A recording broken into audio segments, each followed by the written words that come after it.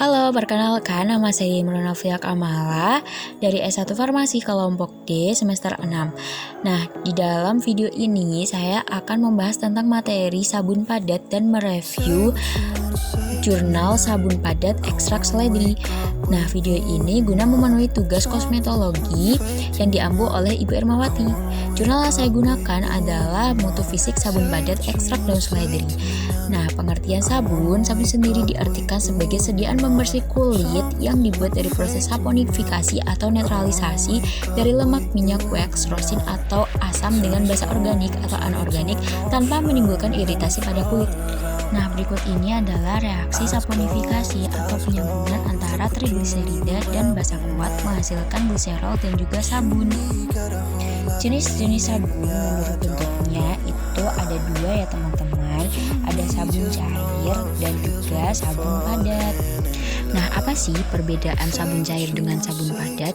Selain dari segi bentuk, sabun padat berbentuk padat dan sabun cair itu berbentuk cair juga dari segi formulasinya, di mana basa kuat yang digunakan itu berbeda.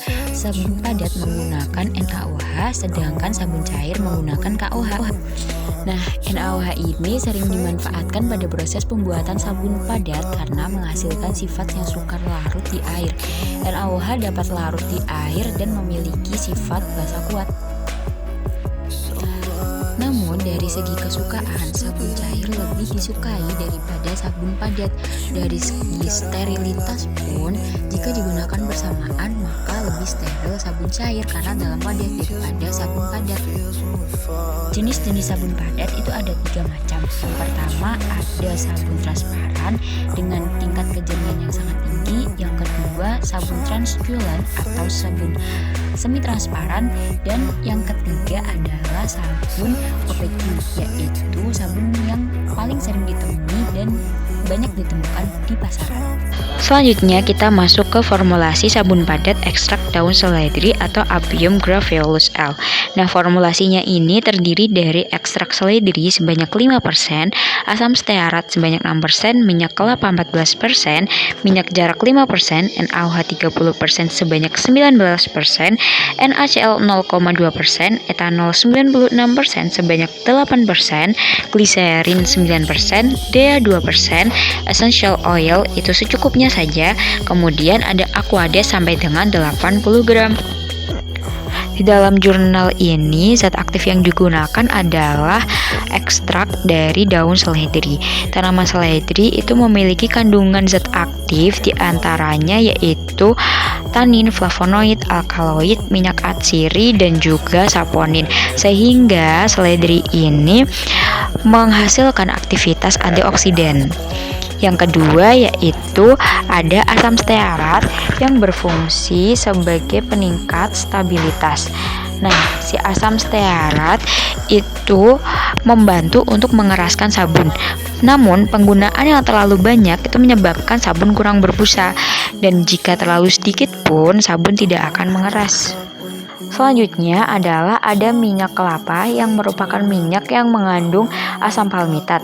Nah, asam palmitat ini dalam pembuatan sabun berfungsi untuk kekerasan sabun dan menghasilkan busa yang stabil. Sedangkan minyak jarak adalah minyak yang mengandung asam oleat dan linoleat yang tinggi sehingga dapat dimanfaatkan untuk pembuatan sabun dengan mereaksikan lemak tersebut dengan NaOH atau yang biasa kita kenal dengan reaksi saponifikasi. Nah, minyak jarak juga berfungsi untuk mengeraskan sabun dan menghasilkan busa. NaOH berfungsi sebagai alkylating agent. Alkali yang sering digunakan dalam pembuatan sabun padat itu adalah NaOH. Kenapa? Karena dia menghasilkan sabun yang bersifat keras. NaOH ini tidak larut dalam air, sangat basah, keras, rapuh, dan bersifat higroskopis. Nah, menggunakan alkali yang terlalu banyak itu akan menyebabkan iritasi pada kulit, disebabkan karena alkali bebas itu tidak dapat berikatan dengan trigliserida atau asam lemak. Sedangkan bila terlalu sedikit akan mengganggu proses emulsi sabun dan kotoran, disebabkan mengandung asam lemak bebas yang tinggi. NaCl 0,2% dalam formula itu digunakan untuk meningkatkan konsentrasi agar sesuai penurunan alkali sehingga pembuatan sabun tetap seimbang selama pemanasan. Etanol 96% itu digunakan sebagai pelarut dalam pembuatan sabun padat karena sifatnya yang mudah larut dalam air dan lemak. Kemudian ada gliserin yang berfungsi sebagai humektan atau sebagai pelembab kulit. DEA atau kokodea dietilamin itu merupakan surfaktan non-ionik dan bersifat non-iritatif yang digunakan dalam pembuatan sabun. Fungsinya yaitu untuk meningkatkan pembentukan busa. Essential oil itu digunakan sebagai pewangi atau pemberi aroma dalam sabun agar disukai oleh masyarakat. Yang terakhir adalah Aquades sebagai pelarut. Nah, Aquades ini adalah air murni bebas dari kotoran maupun mikroba. Pembuatan sabun padat ekstrak daun seledri. Pertama, kita harus melakukan studi literatur atau preformulasi dari bahan-bahan yang akan digunakan.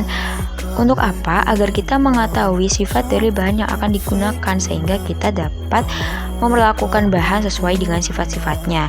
Nah, yang kedua adalah perhitungan bahan untuk mengetahui berapa banyak sih bahan yang kita butuhkan. Selanjutnya adalah menyiapkan alat dan bahan yang akan digunakan. Bahan yang digunakan itu sesuai dengan formula. Sedangkan peralatannya itu ada kertas perkamen, alat gelas, kemudian ada mortir dan stamper, indikator pH, dan juga cetakan sabun.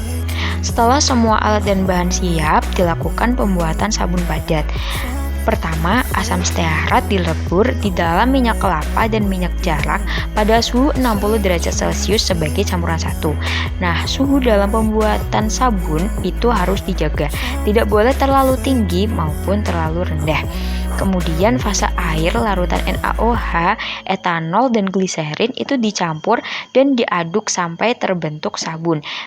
Kemudian DEA dan NaCl ditambahkan ke dalam fase air sebagai campuran 2. Larut campuran 1 dan 2 dicampurkan dan diaduk sampai rata. Ekstrak etanol ditambahkan terakhir, suhu dijaga 50-60 derajat Celcius agar tidak menguap dan hilang. Kemudian campuran diaduk sampai homogen dan dituang ke dalam cetakan. Didiamkan sampai sabun mengeras. Setelah sabun jadi, dilakukan evaluasi sediaan yang bertujuan untuk mengetahui sesuai atau tidaknya sediaan ini dengan standar nasional Indonesia 063532 tahun 1994, yaitu meliputi uji pH, uji organoleptis, uji homogenitas, uji stabilitas busa, dan uji kadar air.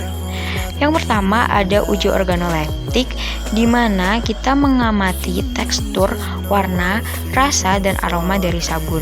Tapi karena ini sediaan luar atau sabun, kita tidak mungkin merasakan rasa dari sediaan tersebut.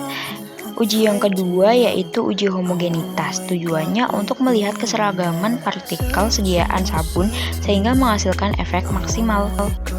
Dilakukan dengan mengambil sedikit sampel, kemudian diletakkan pada objek gelas, ditutup dengan objek gelas yang lain, dan diamati apakah ada partikel yang tidak terdispersi atau tidak. Yang ketiga adalah uji tinggi busa atau stabilitas busa.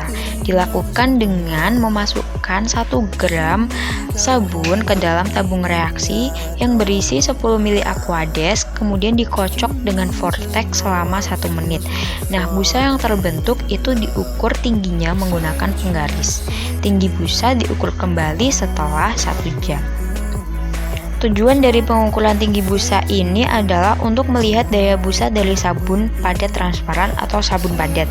Busa yang stabil dalam waktu yang diinginkan karena busa dapat membantu membersihkan tubuh. Nah, tinggi busa itu diukur dengan rumus tinggi busa awal dikurangi tinggi busa akhir per tinggi busa awal dikalikan dengan 100%. Uji selanjutnya adalah uji pH. 1 gram sampel, kemudian dipanaskan hingga melebur, ditunggu sampai meleleh dan didiamkan sampai dingin, lalu diuji dengan indikator pH. Tujuan dari pengukuran pH ini adalah untuk mengetahui pH dari sabun. Nah, bila sediaan berada di luar pH kulit, dikhawatirkan akan menyebabkan kulit bersisik atau bahkan iritasi. Sedangkan jika berada di atas pH kulit dapat menyebabkan terasa licin, cepat kering, serta dapat mempengaruhi elastisitas kulit karena kalau pH-nya basah itu akan bersifat kaustik. Selanjutnya adalah uji kadar air. Pengujian ini dilakukan dengan pertama itu menimbang cawan kosong, dinyatakan sebagai W, kemudian sampel ditimbang sebanyak 5 gram dan dimasukkan ke dalam cawan dinyatakan sebagai W1, di oven selama 2 jam dan waktu tertentu hingga konstan. Cawan plus sabun setelah dipanaskan dinyatakan sebagai W2. Nah, uji kadar air itu dapat dihitung dengan rumus sebagai berikut. Hasilnya dinyatakan dalam persen. Sediaan sabun padat memenuhi standar SNI dengan angka minimal 1 sampai dengan 15%. Jika terlalu banyak mengandung air, akan membuat sabun mudah menyusut dan tidak nyaman saat digunakan. Nah, berikut adalah hasil pengujian dari evaluasi sabun padat ekstrak daun seledri. Yang pertama ada uji organoleptis. Dia memiliki bentuk padat, bau khas minyak kelapa karena kandungan minyak kelapanya cukup tinggi, kemudian warna hijau kekuningan. Nah, uji ini memenuhi syarat karena memiliki bau dan warna yang sesuai dengan bahan yang digunakan. Kemudian uji pH dari replikasi 3 kali didapatkan pH itu berkisar di angka 9. Menurut SNI, standar sabun padat pH-nya itu berkisar di 9 sampai 10,8. Uji homogenitas sabun padat homogen. Kemudian uji tinggi busa menghasilkan angka 60%, di mana menurut SNI itu standar sabun dengan angka minimal tinggi busanya 60%. Lalu uji pengamatan kadar air ketiga replikasi di angka 1,7% hingga 2,30%. Menurut SNI standar untuk kadar air pada sabun itu 1 sampai 15% sehingga dapat dinyatakan bahwa sabun padat ekstrak daun seledri dalam formulasi di jurnal yang saya gunakan itu memenuhi standar nasional Indonesia tentang sabun mandi pada tahun 1994. Oke, sekian video dari Imron Novia Kamala. Semoga bermanfaat, kurang lebihnya mohon maaf. Wassalamualaikum warahmatullahi wabarakatuh.